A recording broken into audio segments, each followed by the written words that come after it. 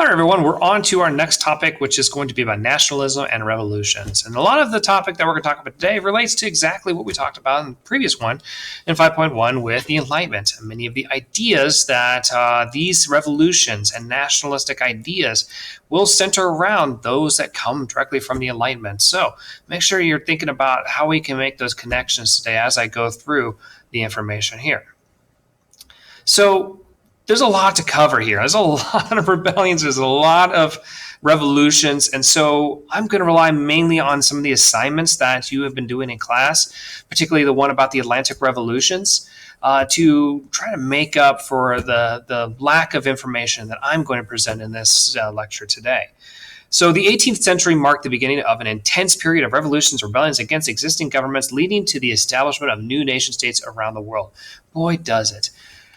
And then a lot of these are based off this idea of discontent for the monarchist or imperial rule, being ruled by an empire, which encouraged the development of systems of governments and the various ideologies, including democracy and 19th century liberalism. 19th century liberalism is something we're going to talk about in future class periods. But liberalism today is different from liberalism back then. Sometimes it's referred to as classic liberalism, but it's basically the idea of a government having very little involvement in the economic markets of the time. And so, we'll talk more about that in the future. So, colonial subjects in the Americas led a series of rebellions inspired by democratic ideals. The American Revolution and its successful establishment of a republic, the United States America, was a model for inspiration for the number that followed. The American Revolution, the Haitian Revolution, and the Latin American independence movements facilitated the emergence of independent states in the Americas.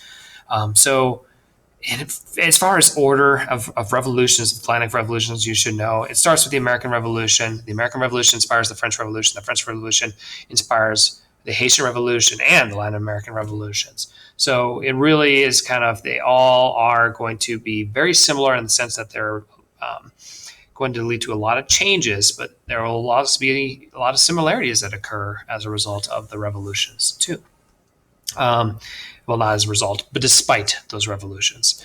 And a lot of them are based off of ideas of the Enlightenment. And that's very apparent when you look at some of the documents that talk about these revolutions. And so these Enlightenment philosophers like John Locke and Thomas Hobbes and their idea of the social contract theory rejects the divine right theory of the previous generation, previous era of history.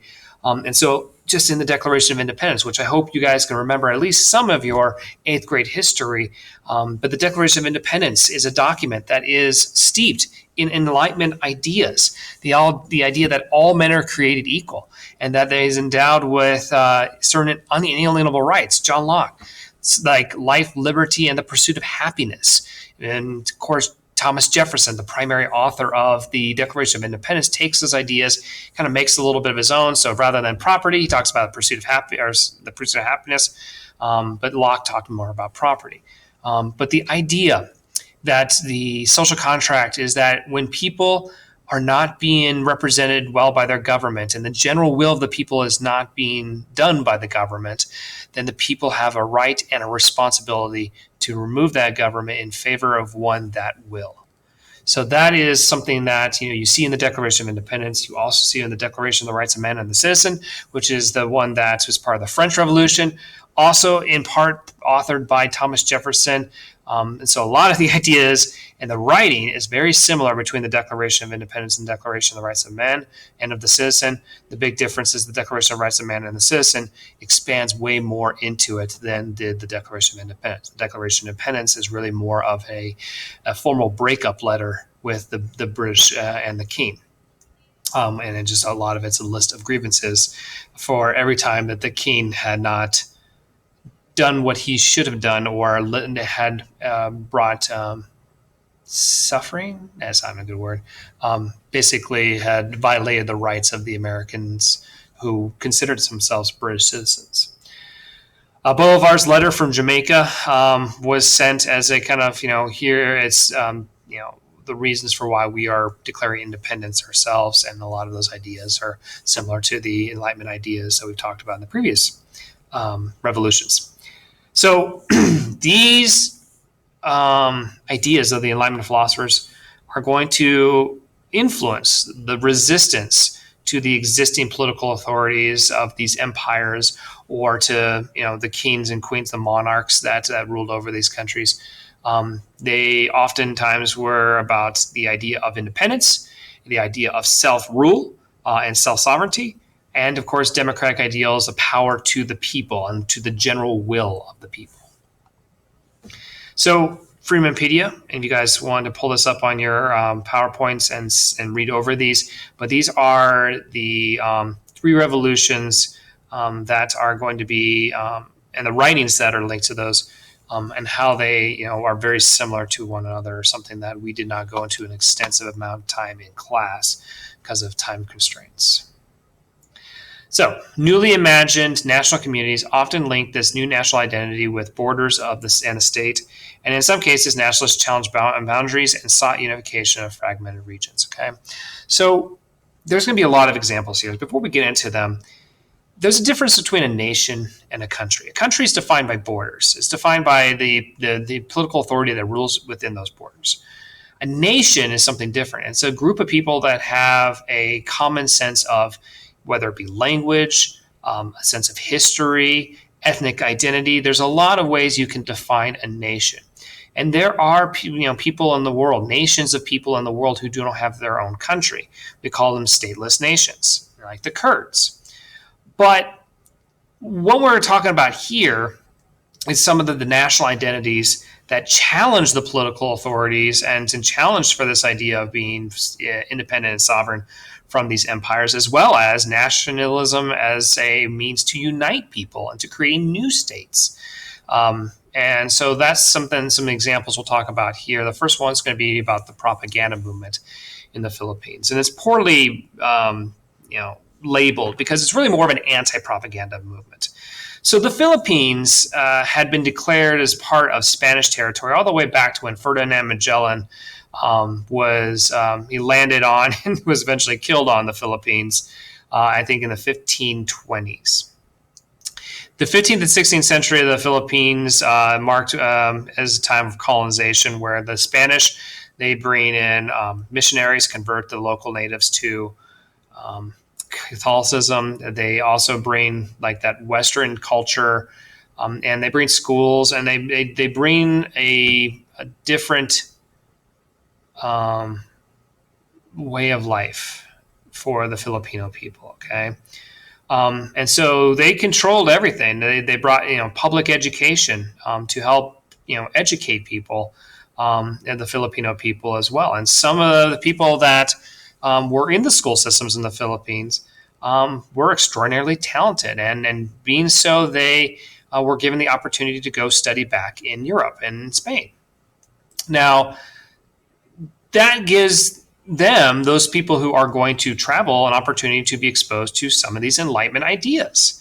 And they will return to their home countries, and they will spread these ideas, and it will lead to nationalist movements within those countries. And the Philippines is a perfect example. It's not the only one, but it's a perfect example of this happening. And so one person that you should know about is Jose Rizal. Jose Rizal was like somebody who was extraordinarily talented individual. He just did everything very well. And he goes to Spain to study in university, originally for political philosophy, but then he later switches to optometry because his mother was going blind and he wanted to try to help her. But he comes back and he is going to write novels. Two in particular is Touch Me Not and The Reign of the Greed. And both of them are talking about this, a very anti-imperialist motive and then a pro-nationalism idea of self-rule and self-governance. And so he is going to be arrested and he will be executed because it does stir up a great deal of controversy, especially when you're talking about challenging the existing political authority at that time. Now, while Jose Rizal, and there were others who are part of this propaganda movement, they don't necessarily take up arms and rebel, but they do inspire the generation that does. And in particular, Emilio Eguanado, who will lead a rebellion, independence rebellion against the Spanish in the 1890s, And it's not until 1898 that Spain is kicked out of the Philippines. But what ends up happening is that the reason for them being kicked out of the Philippines is that they get into a war with the United States. And the United States destroys their naval presence in the Philippines, the Battle of Manila Bay. And the Emilio Aguinaldo supports the Americans in helping remove the Spanish on land. But rather than give them their independence, it was decided by the President of the United States at the time, William McKinley, that the United States would annex the Philippines. And so the Spanish would then just be replaced by the Americans. There's a small, short war, of course, of 3 years between the Filipino and the Americans. And that's something you'll learn about in American history, I hope. But the Philippines themselves, despite the fact that they are wanting to be free and independent, they would just be colonized by the United States and imperialized by the United States for the next little while. The United States loses control of the Philippines during the course of World War II. The Japanese take it over. They reacquire it in 1945. And then after that, 1946, they give the Filipino people their independence. So that's kind of the short story long version of it, okay? So the next one, I'm going to move myself out of the way. So the Maori nationalism and the New Zealand Wars. So the Maori people are the indigenous people of New Zealand. And New Zealand had been colonized by the British. And the British, seeing that there's not a whole lot of opportunities in New Zealand. I mean, it's a very beautiful place, and then you can do some farming and so forth. But what they see it as is an opportunity to have grazing land. And so they bring livestock with them, and particularly sheep. And the sheep themselves create environmental changes, just like we saw with the Americas. And this was alarming to the indigenous people because this is their land, this is their sacred homes, and so a lot of them would end up taking up armed conflicts with the British and the British settlers from somewhere between 1845 to 1872, a series of wars that take place. And the conflict really derives from land use and who has the right to use those land and how they use that land, right? But the Maori people, the reason why this is mentioned is the Maori people create this sense of nationalism and national identity and create their own sovereign kind of rule by electing their own king and creating new councils and a judicial system that would hopefully end the inter-tribal rivalries that existed within the Maori people already. So you have this uniting of the Maori people to try and remove the European influence of their country and try to restore it to as their homeland. It never fully succeeds, obviously. And the Maori people are very much part of the culture of New Zealand today. And land issues still exist. And instead of having armed conflicts, those battles happen within the courtrooms about whose land is it and who has the rightful property to it. But the Maori people themselves, like I mentioned, they become a very big part of the New Zealand culture. New Zealand, it's unique, but it also, like if you have ever seen the Maori, the haka dance, it's like something that they would fight or they would do in the middle of or in the beginning of battles to kind of intimidate their opponents and then psych themselves up. Now it's used in the same fashion for like things like rugby matches.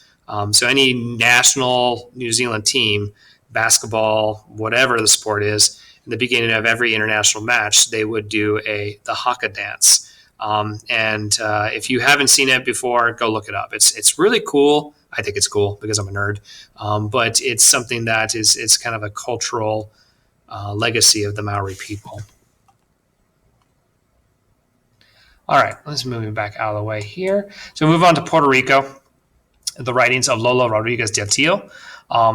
She was a Puerto Rican poet who wrote about kind of this national identity of being Puerto Rican, the love of the island itself.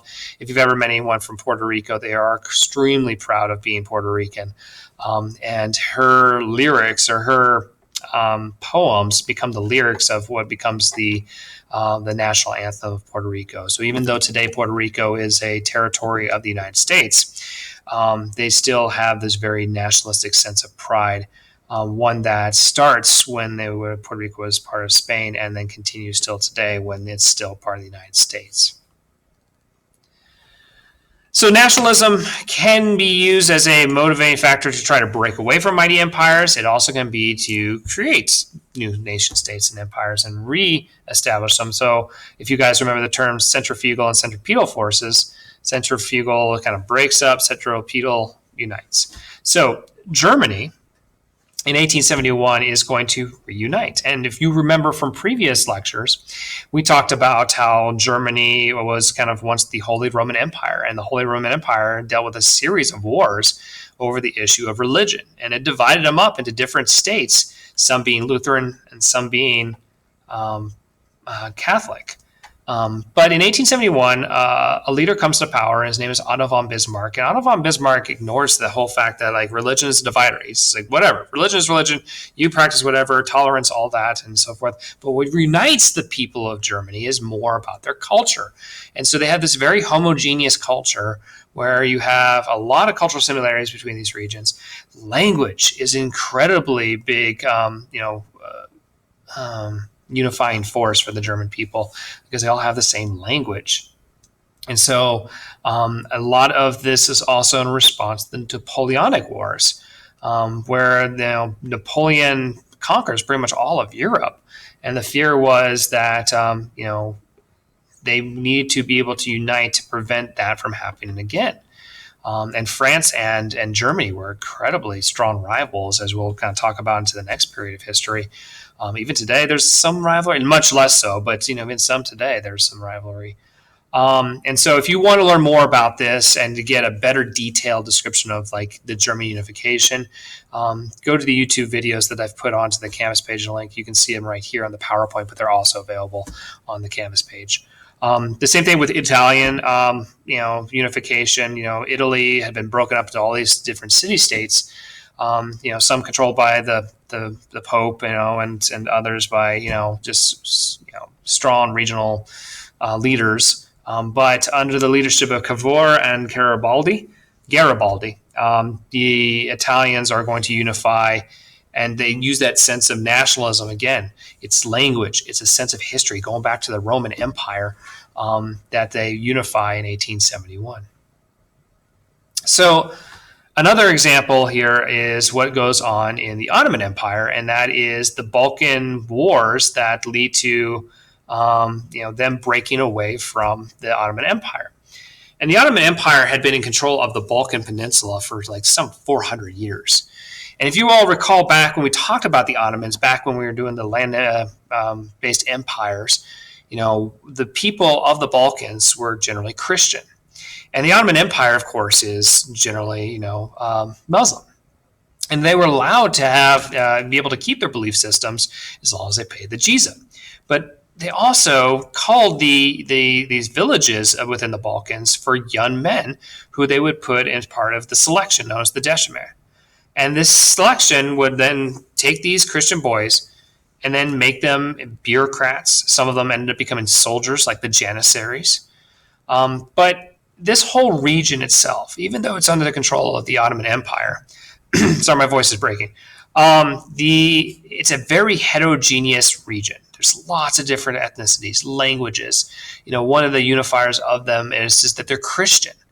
But even then, their Christian beliefs are generally Orthodox, and they have different Orthodox beliefs.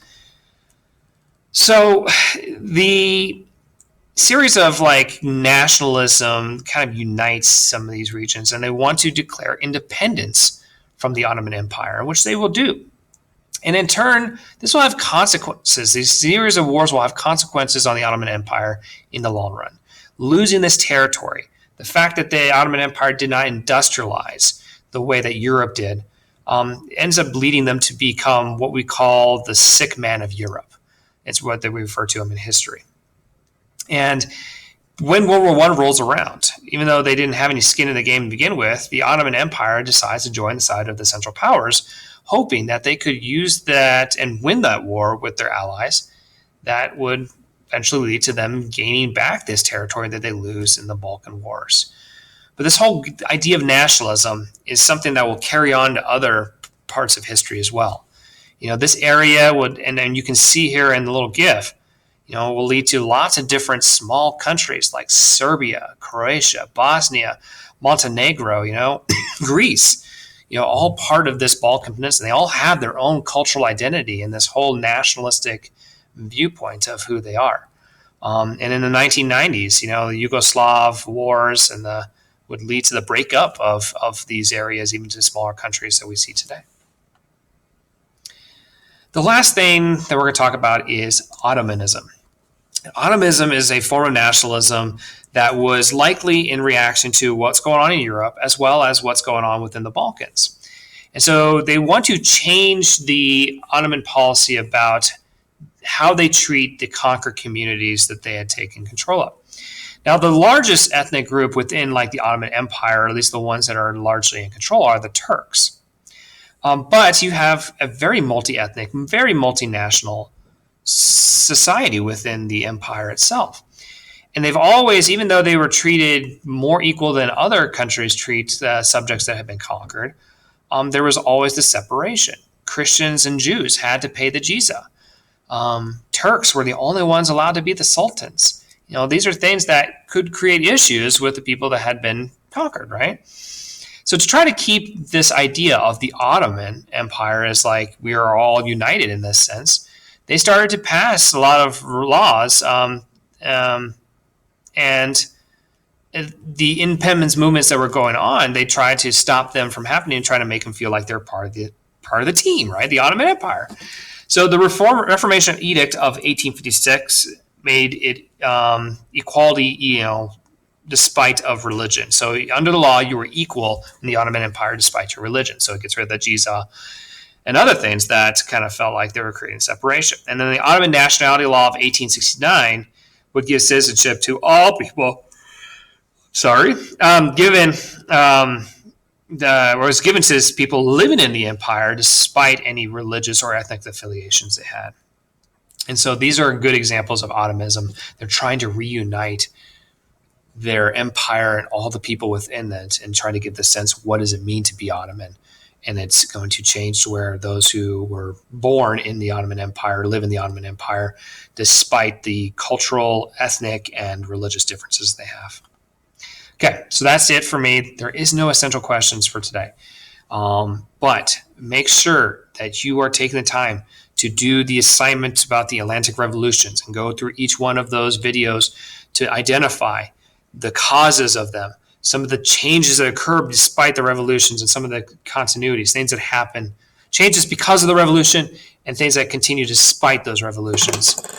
So make sure you're identifying those things mostly within those videos. Okay, they'll play a big role in when we get to any assessment for those things. Okay, so that's it for me. This is Mr. Henry signing off. I'll see you later.